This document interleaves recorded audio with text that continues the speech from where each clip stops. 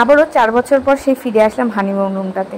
বিয়ের পর এসেছিলাম এই হোটেলে। হোটেলটার কত কিছুই না পাল্টে গেছে, শুধু মানুষগুলো না।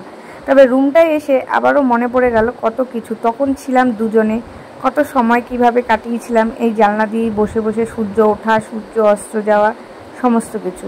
এখন রুমটা অনেক কিছুই পরিবর্তন করে দিয়েছে, যেমন একটা এক্সট্রা বেড দিয়েছে।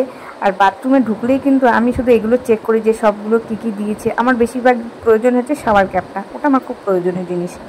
একটা ফ্রিজ দিয়ে দিয়েছে ব্যাস, আর একটা পাখা এক্সট্রা লাগিয়েছে। তার জন্য কিন্তু রুমের ভাড়াটাও এক্সট্রা করে দিয়েছে।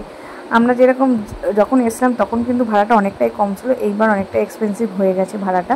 আর এখন জানলায় বসা দূর কি বাদ, বেডে বসারই টাইম পায় না, এত একজন পাগল করে দেয়। তো এটা ছিল আমাদের সাইড ফ্রন্ট রুম, মানে এখান দিয়ে সমুদ্রটা দেখা যায়।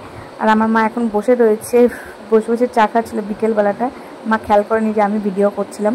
আর আমাদের আরেকটা রুম নেওয়া ছিল, সেটা ছিল আমাদের ফ্রন্ট ভিউ রুম। সেটা জগরা ছিল, মানে আমার বড়রা ছিল। এখন সমুদ্রের ধারে এখানে বসে বসে সন্ধ্যাবেলা দেখছি আর ভালো লাগছে।